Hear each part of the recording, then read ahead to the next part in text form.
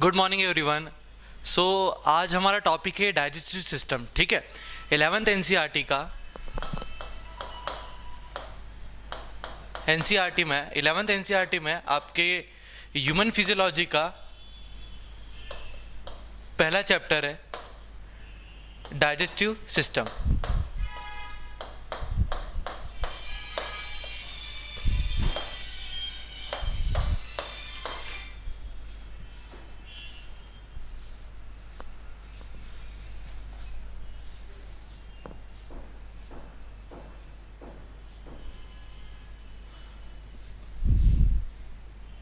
तो हम आज डील करने वाले हैं डाइजेस्टिव सिस्टम चैप्टर से, जो कि एक बहुत बेसिक चैप्टर है and you will in love with this chapter after dealing with this chapter.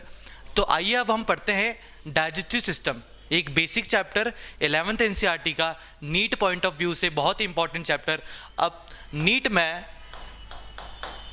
इस चैप्टर से कम 2 क्वेश्चन हमेशा आते हैं, हमेशा।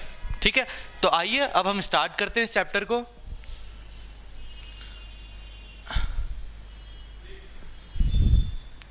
सबसे पहले आपकी एनसीईआरटी स्टार्टिंग में एक लाइन कहती है कि फूड इज बेसिक रिक्वायरमेंट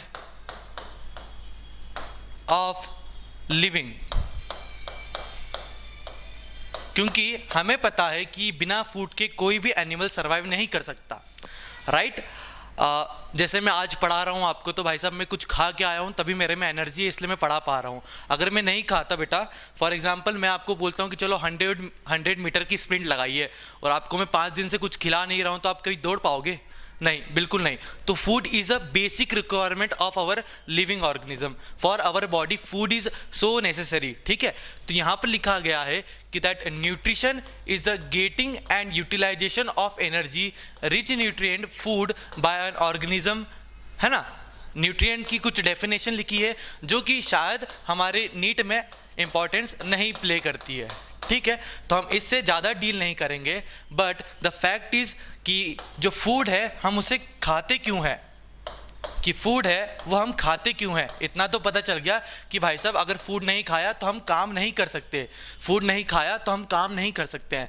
अगर मैं फूड की बात करूं कि why the food is necessary, तो पहला जो आता है वो है कि food energy for life activities. अगर हम फूड खाते हैं तभी एनर्जी आती है, अगर हम फूड नहीं खाते हैं तो एनर्जी नहीं मिलती है। ऑब्वियसली बात है बेटा, डे टू डे लाइफ में भी आप देखते हो जो खाना नहीं खाता वो बेचारा काम नहीं कर पाता, और हम खा रहे हैं तो हम काम कर पा रहे हैं। ठीक है, तो food is just for energy providing element, just for energy providing element. ये पहला पॉइंट था। सेकेंड पॉइंट की बात करते हैं तो फूड मटेरियल फॉर ग्रोथ, जो फूड है वो मटेरियल फॉर ग्रोथ होती है। फॉर एग्जाम्पल हम छोटे से बड़े हुए हैं, ठीक है, तो फूड खा के हुए हैं, तो बेटा जो ग्रोथ है वो सिर्फ फूड के बलबूते पे होती है, जो ग्रोथ है तो फूड के बलबूते पे होती है। तो हमें पता चल गया कि भाई साहब फूड तो बहुत इंपॉर्टेंट है लाइफ में, और ऑब्वियसली बेटा सब खाते हैं फूड। एंड थर्ड पॉइंट ये है कि जो फूड है maintenance of a body temperature, maintenance of body temperature. अच्छा, अभी आपको पता है कि जो वाटर होता है उसका क्या काम है ना। मैं यहाँ पर वाटर को रिलेट नहीं करता हूँ, मैं यहाँ पर वाटर को रिलेट नहीं करता हूँ। हम वाटर के बारे में थोड़ा सा आगे पढ़ेंगे, क्योंकि अभी आपने सेंटेंस पढ़ा कि that maintenance of body temperature, तो आपको लग रहा होगा ये तो भाई साहब सिर्फ वाटर करता है। नहीं, ऐसा नहीं है। Water plus food maintains our body temperature. ठीक है, तो थर्ड पॉइंट समझ में आया। एंड लास्ट पॉइंट कि फूड जो है helps in repair of tissues, food जो है वो help in repair of tissues. जैसे हमें लग जाती है बेटा, फॉर एग्जांपल मैं कल फुटबॉल खेलने गया और मैं गिर गया, ठीक है, तो मुझे इंजरी आ गई। वैसे ही टिश्यूज़ में इंजरी आती है तो उसे सही करने के लिए फूड बहुत इंपॉर्टेंट है। इसलिए फूड जो है वो रिपेयर करता है हमारे टिश्यूज़ को, जो फूड जो है वो रिपेयर करता है तो हमारे टिश्यूज़ को। तो हमने क्या पढ़ा बेटा कि जो फूड है वो क्यों इंपॉर्टेंट है, because it provides energy for life activities, material for growth, maintenance of body temperature and repair of tissues. ठीक है, हम आगे बात करते हैं इस बारे में।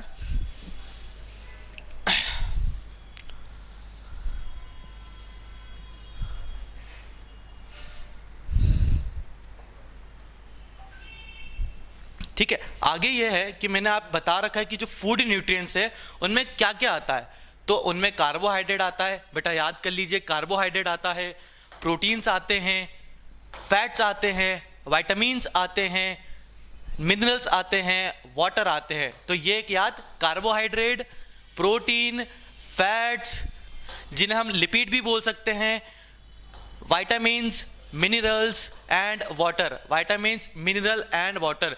मैंने अभी आपको बताया था कि हम वाटर का कुछ फंक्शन थोड़ी देर में पढ़ेंगे, ठीक है। तो बेटा water plays an important role in metabolic processes and prevents dehydration of a body, prevents dehydration of a body। देखिए, आप पानी मत पीजिए, ठीक है, 5-6 घंटे मत पीजिए, आपको थोड़ा ऐसा लगेगा कि मेरा गला सूख गया है, तो वो ही डिहाइड्रेशन है। पानी पीते हैं, डिहाइड्रेशन खत्म, ठीक है। तो वाटर का रोल ये है कि it prevents dehydration of a body, it prevent dehydration of a body and it helps in metabolic processes, it helps in metabolic processes, ठीक है बेटा। अब अगर मैं आगे देखता हूं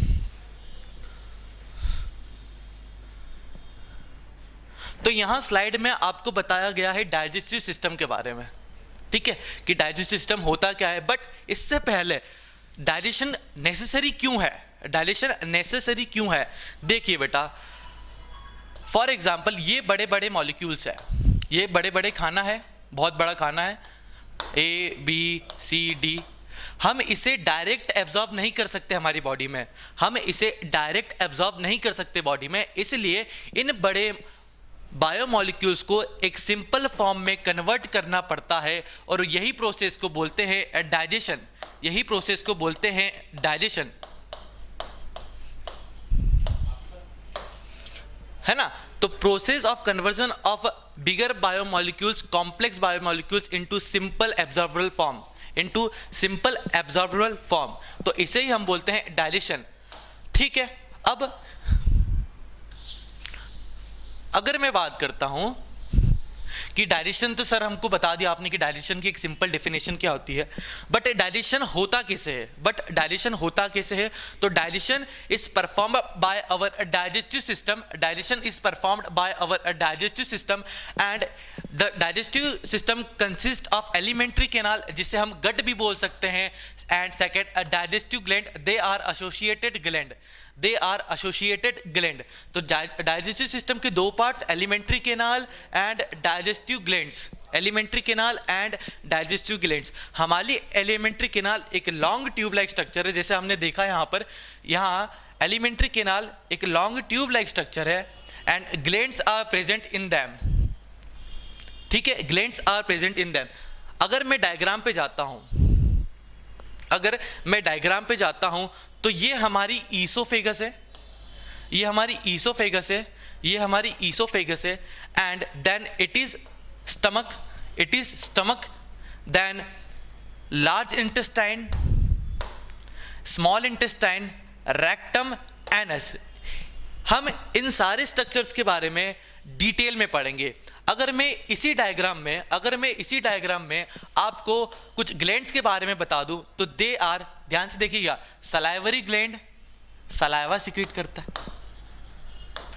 है ना, आपके याद है, मैं अगर कचौरी रख दूं आपके सामने तो मुंह में पानी आ जाता है, ठीक है, तो वही हमारा सलाइवा है, मुंह में पानी आना, that is our saliva, secretion of saliva, ठीक है। अगर मैं बात करता हूं यहां पर, ये डाइजेस्टिव ग्लैंड हो गया, लीवर हो गया, they are a type of our associated gland. हम इसके बारे में आगे इन नेक्स्ट स्लाइड हम बहुत अच्छा डील करेंगे, so stay tuned. Next slide अगर मैं जाता हूं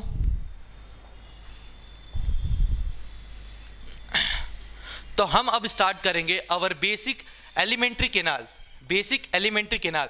एलिमेंट्री कैनाल में सबसे पहले हम डील करेंगे माउथ से। उससे पहले मैं आपको यह बता दूं कि एलिमेंट्री कैनाल स्टार्ट कहां से होता है। Alimentary canal consist of mouth, buccal cavity, pharynx, oesophagus, stomach, small intestine, large intestine and then anus, large intestine and then anus, ठीक है। हम खाना खाते हैं तो हमारे माउथ से खाते हैं, और एट द एंड हम खाना बाहर निकालते हैं, व्हेन, कब निकालते हैं, जब वो डाइजेस्ट हो जाए, जब वो एब्जॉर्ब हो जाए, फिर हम हमारा खाना सुबह सुबह मॉर्निंग में सभी निकालते हैं भाई साहब, है ना, झूठ बोलने की बात ही नहीं है। तो सबसे पहले हम खाना कहाँ से खाते हैं? माउथ से, और निकालते कहाँ से? एनएस से। ठीक है, तो स्टार्ट कहाँ से होता है? माउथ, एंड एंड्स कहाँ होता है? एनएस। उसके बीच में आते हैं हमारे buccal cavity, pharynx, oesophagus, stomach, small intestine and large intestine, small intestine and large intestine. अगर मैं एसोसिएटेड ग्लैंड की बात करता हूं बेटा, तो एसोसिएटेड ग्लैंड में आता है salivary gland, gastric gland, liver, pancreas and intestinal glands liver की बात करता हूं तो liver is the largest gland, liver is the largest gland of our body, है ना। चलो मैं थोड़ी बहुत ज्ञान की बात बता दूं आपको। अगर मैं पूछता हूं बेटा आपसे कि which is the largest organ of our body, थोड़ा आंसर देने की कोशिश करना। Largest organ of our body, एक थोड़ा जनरल नॉलेज के लिए मैं क्वेश्चन बता रहा हूं कि which is the largest organ of our body. अगर मैं ऑप्शन देता हूं आपको, liver, lungs, brain and skin, तो आपका आंसर आना चाहिए क्या? देखिए थोड़ा सोचे, which is the largest organ of our body, तो आंसर आएगा आपका skin is the largest organ of our body. बहुत सारे बच्चे मिसमैच कर जाते कि भाई साहब स्किन भी एक ऑर्गन है। हाँ है, skin is an organ and that is largest organ of our body. Okay, तो आइए अब टॉपिक पे चलते हैं। तो हमने बात करा कि भाई एलिमेंट्री कैनाल में क्या क्या आता है, क्या क्या आता है, बोलिए मेरे साथ। Mouth, buccal cavity, pharynx, oesophagus, stomach, small intestine, large intestine. And what about alimentary canal की बात करी थी। और what about digestive glands? Digestive glands में आता है salivary gland, gastric gland, liver, pancreas and intestinal glands, liver, pancreas and intestinal gland. ठीक है, आगे मैं बात करता हूं। अब हम स्टार्ट करेंगे हमारा topic that is alimentary canal in brief. And उससे पहले हमें अभी पता था कि भाई साहब चलो इनके मुंह में डाल देते हैं। ठीक है, आ गया, है ना, ठीक है, अच्छा दिख रहा है, हाँ, है ना। तो हम एलिमेंट्री कैनाल पढ़ेंगे और एलिमेंट्री कैनाल में सबसे पहले माउथ एंड बकल कैविटी से डील करेंगे, माउथ एंड बकल कैविटी से डील करेंगे। ठीक है, माउथ एंड बकल कैविटी से डील करेंगे बेटा। तो माउथ आ करिए सब। तो माउथ की बात करते हैं। To receive the food, to receive the food, हम खाना खाते हैं। ठीक है, तो माउथ क्या करता है? It receives our food, it receives our food and that process is known as ingestion. Ingestion, to receive the food into mouth is called ingestion. ठीक है, इंजेशन। आगे आगे कुछ आपको और वर्ड्स मिलेंगे, थोड़े बहुत कॉम्प्लिकेटेड टाइप्स लगेंगे, अभी स्टार्ट कर रहे हैं इसलिए, देन आप इससे भी फ्रैंक हो जाएंगे, आप इससे भी फ्रैंक हो जाएंगे। ठीक है, तो माउथ में क्या होता है? To receive the food, ingestion, ingestion, ingestion. ठीक है, then we talk about buccal cavity. तो बकल कैविटी को ही हम बोल सकते हैं ओरल कैविटी और माउथ कैविटी, ओरल कैविटी और माउथ कैविटी, है ना। हाँ, तो बकल कैविटी क्या क्या कंसिस्ट करता है? तो हम पहले पढ़ते हैं कि buccal cavity consist of a palate, जिसे हम रूफ बोलते हैं, palate, teeth and muscular tongue. भैया जीभ पता है सबका, है ना, muscular tongue and then teeth, ई करिए, ई, तो टिथ एंड पैलेट, रूफ। एक एक्सपेरिमेंट करते हैं, एक काम करिए, आपकी जीभ है उसे आप थोड़ा ऊपर टच करिए। ठीक है, तो आपको पैलेट नजर आ रहा, जो ऊपर जो रफ लाइक स्ट्रक्चर है, रूफ है जो, वो पैलेट है आपका। ठीक है, देन हम अपनी टंग को थोड़ा पीछे ले जाते हैं तो हमें थोड़ा बहुत स्मूथ स्ट्रक्चर दिखता है। ठीक है, तो palate can be of two type, right, palate can be of two type, because हमने अभी महसूस करा कि यार स्टार्टिंग में तो यार भाई हार्ड लग रही थी, then it comes to smooth. ठीक है, तो palate can be of two type, that is hard palate and soft palate, hard palate and soft palate. तो अभी हमने देखा कि एंटीरियरली जब हम महसूस कर रहे थे हमारी टंग से, तो वो हार्ड था, इसलिए हमने पैलेट को हार्ड पैलेट बोला, पहले पैलेट को हमने हार्ड पैलेट बोला, जो कि एंटीरियरली था। जब हम पोस्टीरियर डायरेक्शन में गए तो हमें सॉफ्ट नजर आया। ओके, सॉफ्ट नजर आया। तो भाई पैलेट के क्या पार्ट्स हो, पैलेट के क्या फॉर्म हो गए? एक हार्ड पैलेट होता है सर, एक सॉफ्ट पैलेट होता है। ठीक है, अब अगर मैं टंग की बात करता हूं, ई, है ना, टंग की बात करता हूँ, ई कर गया मैं भी। तो टंग की बात करता हूँ तो tongue is a muscular organ attach to the roof of oral cavity by the frenulum. तो जो हमारी टंग है वो अटैच होती है फ्रेनुलम से। एनसीईआरटी ने दिया है तो प्लीज याद करना कि भाई साहब जो हमारी टंग है वो अटैच किसके साथ है, तो फ्रेनुलम के साथ में अटैच्ड है, ठीक है, कौन, टंग, है ना। तो tongue is a muscular organ, it is a muscle not a skeletal. देखो आप अपनी टंग को कैसे भी घुमा सकते हो, है ना, तो ये मस्कुलर ऑर्गन है ना। And then it tongue is attached to the floor of oral cavity. जो ओरल कैविटी का फ्लोर है उसके ऊपर टंग अटैच्ड है, किससे, फ्रेनुलम से। टंग अटैच्ड है किससे, फ्रेनुलम से। ओके अच्छा, आप लोगों ने बचपन में कहानी सुनी होगी ना, है ना, बचपन में कहानी सुनी होगी कि भाई जो अपनी टंग को बाहर निकाल कर अपनी नोज तक टच कर लेता है वो बहुत लकी होता है, बहुत मतलब बहुत ज़्यादा लकी होता है, सबने सुना होगा, राइट। बट इसके पीछे साइंस है, इसके पीछे एक साइंस है। क्या साइंस है?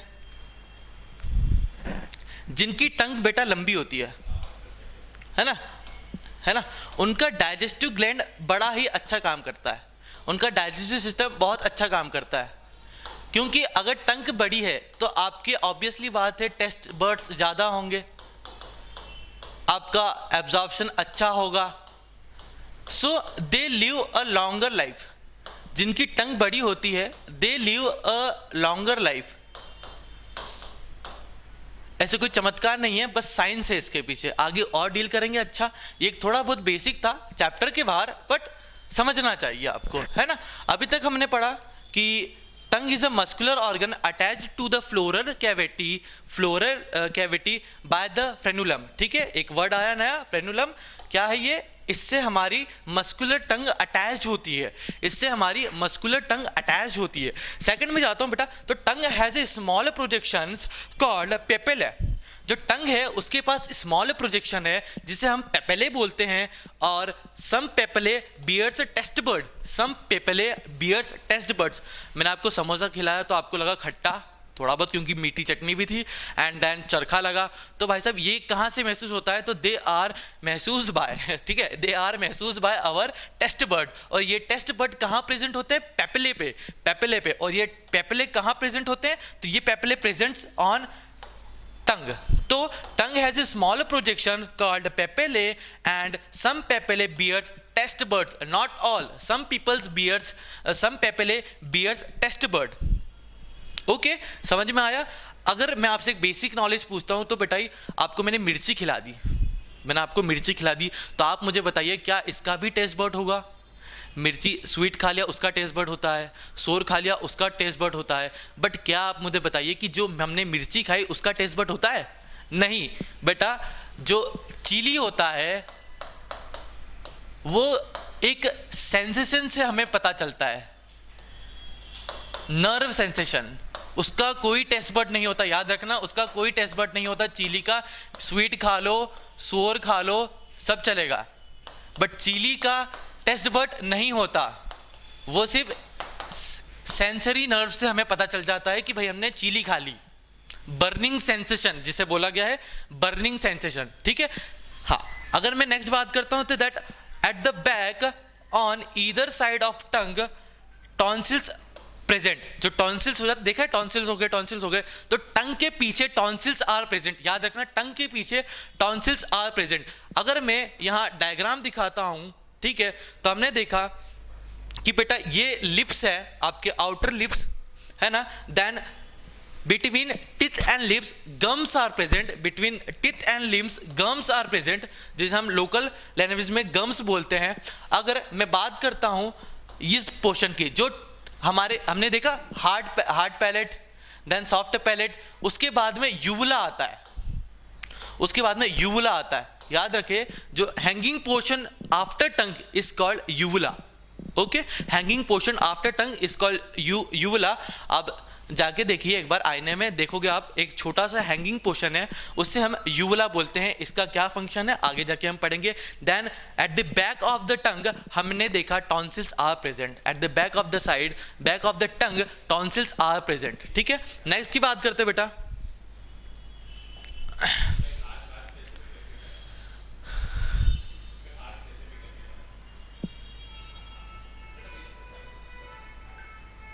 नेक्स्ट हम डील करते हैं टिथ के बारे में।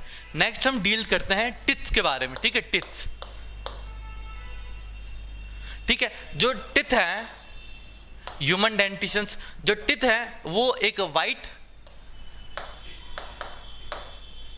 एनामल, ये वर्ड्स है, डेंटाइन, मैं अभी बताता हूं आपको इनके बारे में, ठीक है।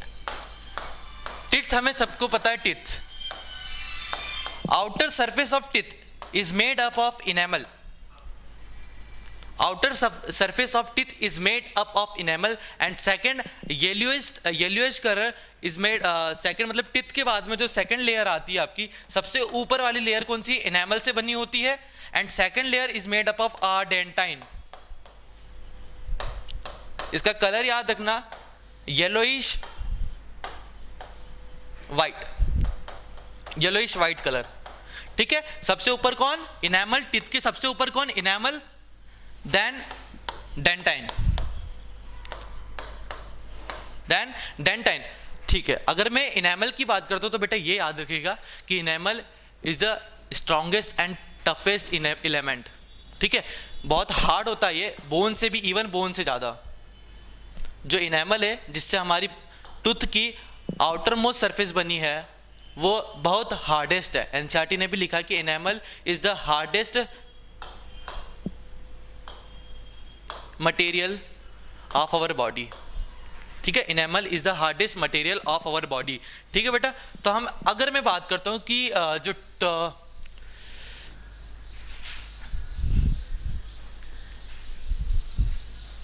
अगर मैं बात करता हूं कि भैया जो टिथ है वो टिथ एक अरेंजमेंट में हमेशा होते हैं, ठीक है। तो उस अरेंजमेंट को क्या बोलते हैं, dentitions. And human dentitions can be of 3 types. सबसे पहले आता है आपका heterodont, then thecodont and then diphyodont. Heterodont, then thecodont and then diphyodont. हाँ, डेंटिशन की बात करता हूं तो डेंटिशन को अभी मैंने बताया कि जो अरेंजमेंट ऑफ टीथ है उसे ही हम डेंटिशन कहते हैं। अगर मैं इंग्लिश लैंग्वेज में बात करूं तो the natural and mode of attachment of teeth is called dentition. Natural and mode of attachment of teeth is called dentition, ठीक है। आगे हम इस डेंटिशन की बात करते हैं कि जो डेंटिशन आपने बताया उसके बेसिक चीजें क्या हैं, ठीक है।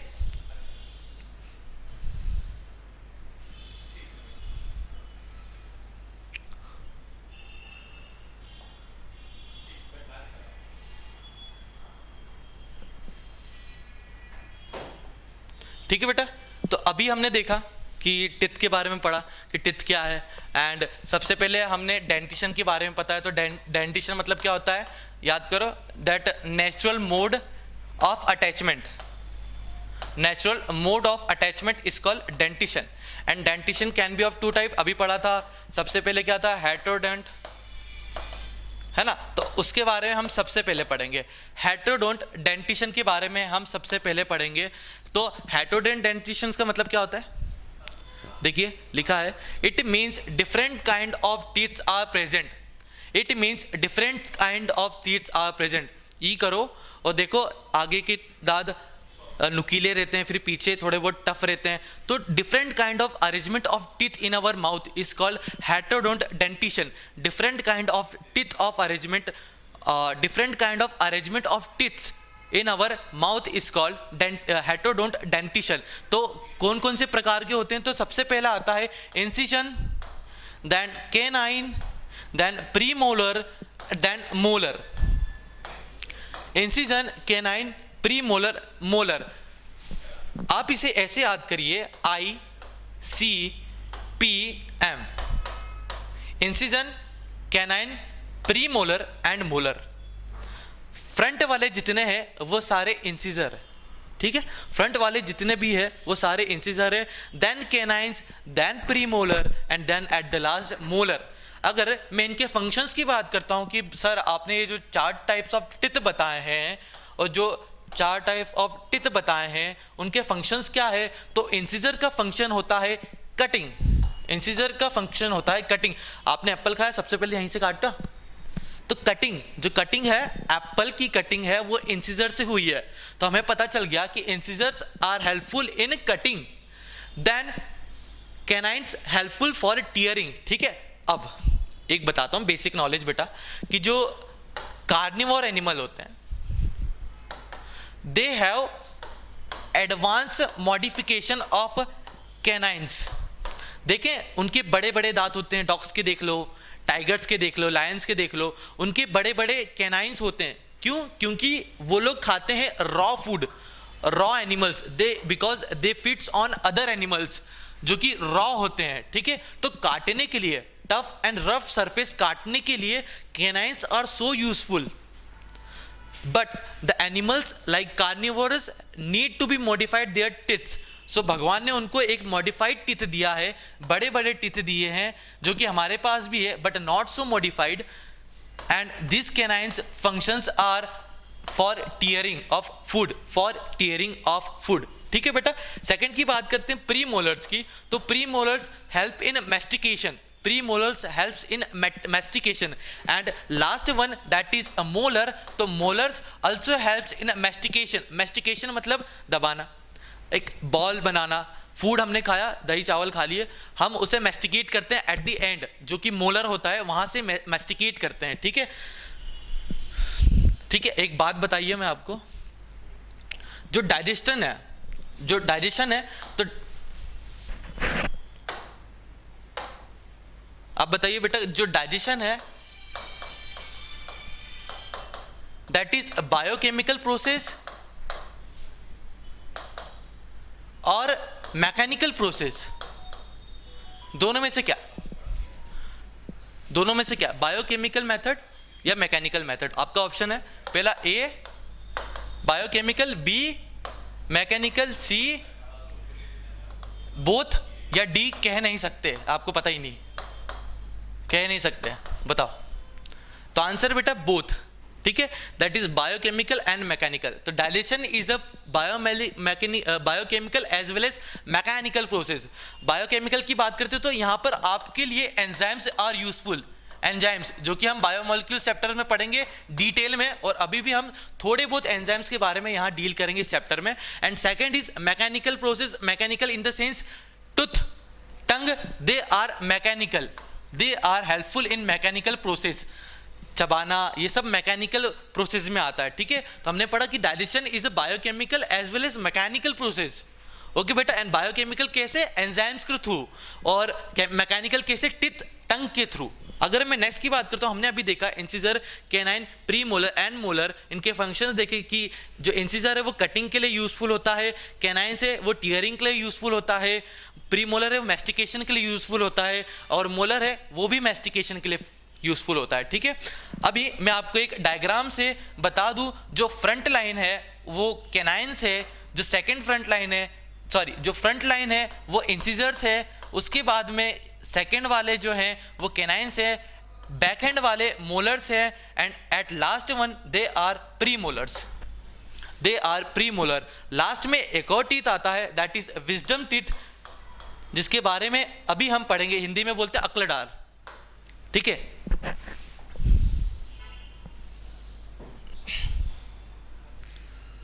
अभी हमने पढ़ा first dentition that is heterodont dentition, now we are going to thecodont dentition, thecodont dentition, and it means teeth are placed in a jaw socket, teeth are placed in the jaw socket. देखिए ये jaw socket है, उसमें teeth are placed, सो यही attachment को क्या बोला गया है, देखो गम में ये जो टीथ है वो अटैच्ड है, this socket is socket of jaw bone, socket of jaw bone, है ना, एंड इसी में टूथ्स आर अटैच्ड, और ये अटैचमेंट को ही हमने बोला थीकोडोंट अटैचमेंट, थीकोडोंट अटैचमेंट, ठीक है। नेक्स्ट बात करते हैं कि थीकोडोंट अटैचमेंट में सबसे पहले हमने पढ़ा हेटेरोडोंट, देन थीकोडोंट। हेटेरोडोंट का मतलब हमने क्या पढ़ा कि भाई डिफरेंट काइंड ऑफ टीथ्स हमारे पास है, तो उस डेंटिशन को हम बोलते हैं हेटेरोडोंट्स, सॉरी हेटेरोडोंट्स, हाँ। देन थीकोडोंट की बात करते हैं तो थीकोडोंट का मतलब क्या पढ़ा हमने कि it means that teeths are placed in the socket of जो बोन, ठीक है, इन द सॉकेट ऑफ जो, तो यही अटैचमेंट को हम थीकोडोंट अटैचमेंट कहते हैं। हमारा नेक्स्ट अटैचमेंट अब हम देखते हैं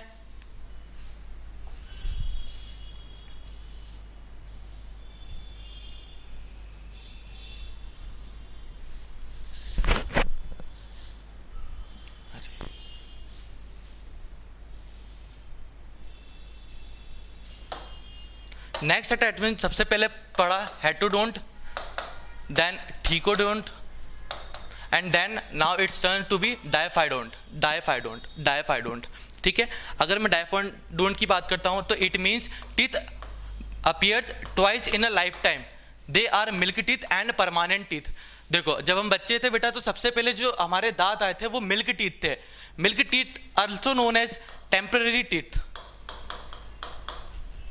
एंड देन ये मिल्क टीथ टूट कर एक परमानेंट टीथ बनाते हैं सारे।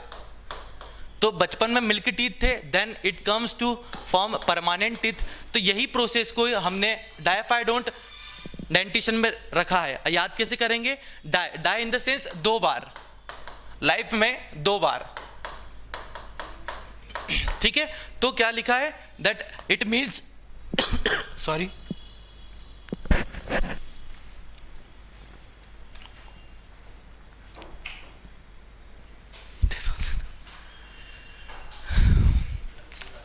पानी पी लेते हैं थोड़ा।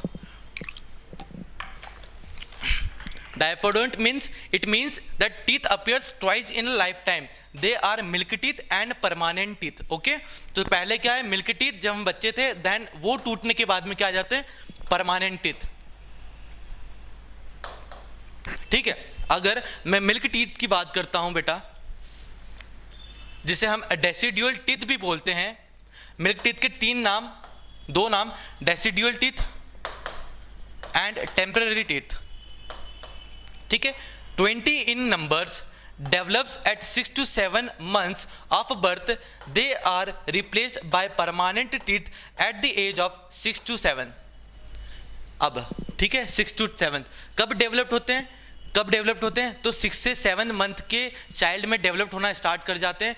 टूटते कब है और रिप्लेस्ड हो जाते हैं परमानेंट टीथ में? At the age of 6 to 7 years, at the age of 6 to 7 years। ठीक है, एंड देयर नंबर इज 20।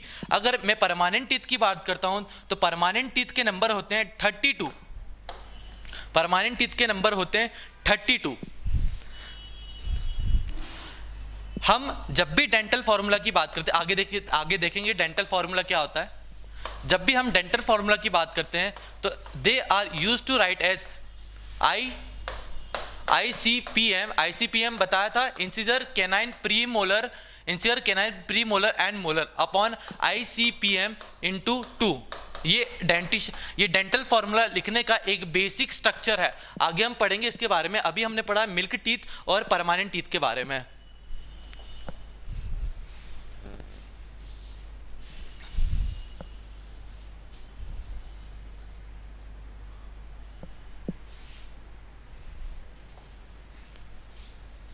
ठीक है, एक लाइन है यहां पर, the last 4 molars appears only at the age of 18। अभी देखा कि 67 मंथ्स में मिल्क टीथ आते हैं, देन 6 to 7 एज में यही मिल्क टीथ परमानेंट टीथ में कन्वर्ट हो जाते हैं। जब मिल्क टीथ टूट जाते हैं तो मिल्क टीथ के बाद में परमानेंट टीथ आए बेटा। मिल्क टीथ कब आए? 6 to 7 मंथ्स के बीच में, जब बच्चा 6 to 7 मंथ में था। और परमानेंट टीथ कब आए? जब बच्चा 6 to 7 ईयर्स में था, 6 to 7 ईयर का हो गया था। तो मिल्क टीथ टूट गए और परमानेंट टीथ आ गए। बट जो लास्ट के जो 4 मोलर टीथ होते हैं वो हमेशा कब आते हैं? At the age of 18। At the age of 18, so they are called wisdom teeth, जिन्हें हम बोलते हैं अक्लेडार, है ना। At the last the hard chewing surface of the teeth is made up of enamel. मैंने अभी आपको बताया कि enamel is the hardest substance of the body, so the hard chewing surface of the teeth is made up of enamel। हम अगर मैंने अभी आपको बताया था डेंटल फॉर्मूला के बारे में, आगे हम डील करते हैं कि डेंटल फॉर्मूला होता क्या है और कैसे करते हैं।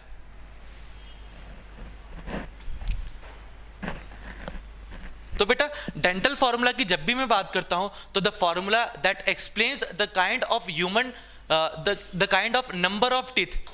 ठीक है, ऐसा कोई फॉर्मूला जो आपके नंबर ऑफ टिथ्स को एक फॉर्मूले में बता दे, एक स्ट्रक्चर में बता दे, उसे हम डेंटल फॉर्मूला कहते हैं। Dental in the sense teeths, and formula अभी हम डिराइव करेंगे।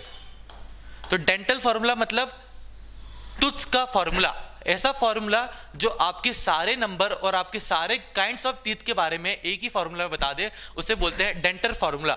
ठीक है, अगर human dental formula permanent teeth की बात करता हूं बेटा, एंड अगर मैं उससे पहले dental formula of milk teeth की बात करता हूं, मिल्क टीथ की बात करता हूं, तो उसका आंसर होगा बच्चों में, बच्चों का ICPM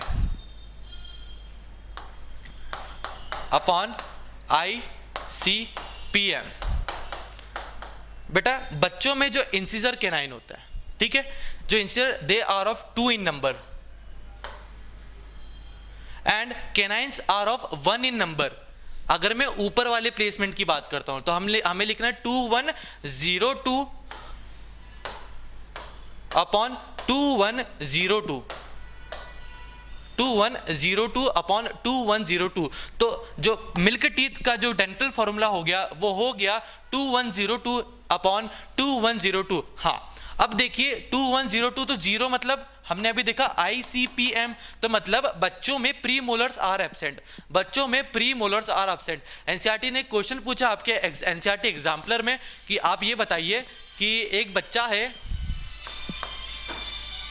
अ चाइल्ड, एक स्कूल में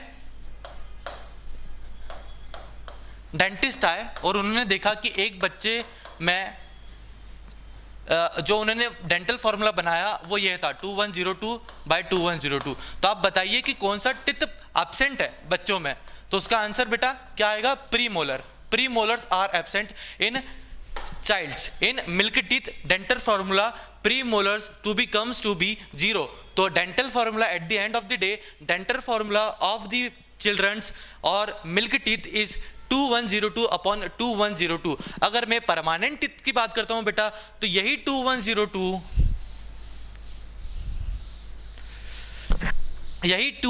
हो जाएगा 2123 अपॉन 2123 इंटू 2।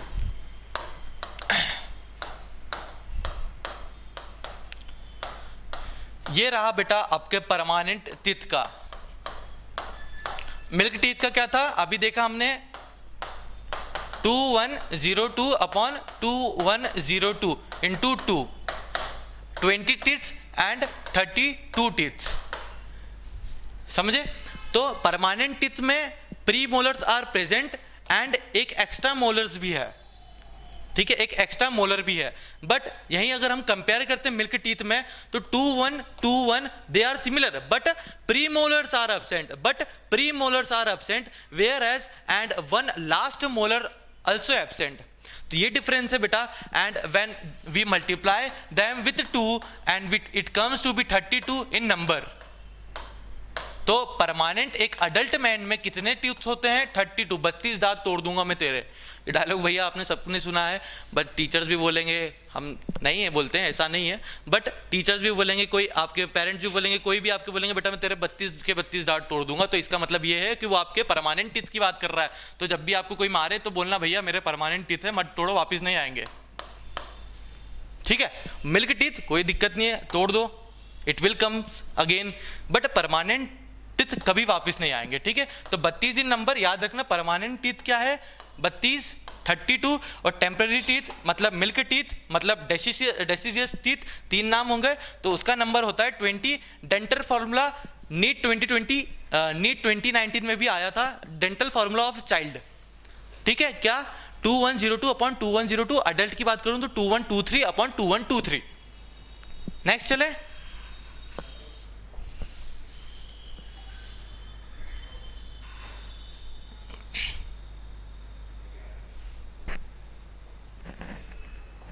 अब हम बात करते हैं फेरिंग्स की, कि फेरिंग्स जो है वो होता क्या है, जो फेरिंग्स जो है वो होता क्या है।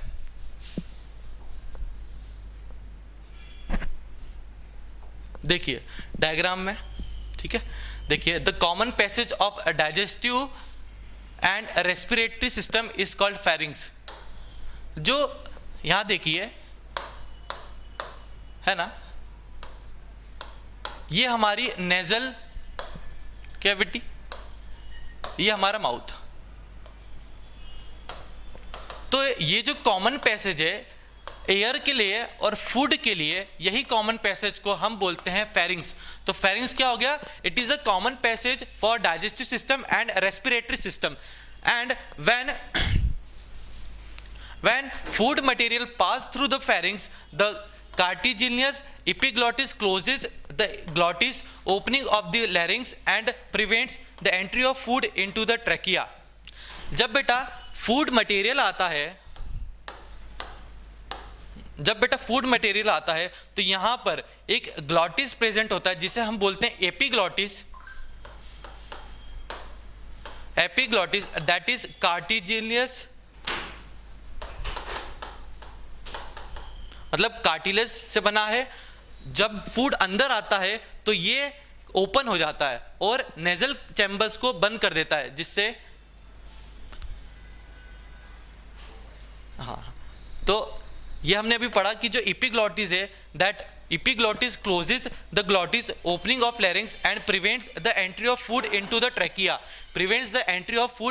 ट्रैकिया। आगे हम डील करेंगे इसोफेगस से। Wish you best of luck. Please like and subscribe for our channel. Thank you. Have a nice day.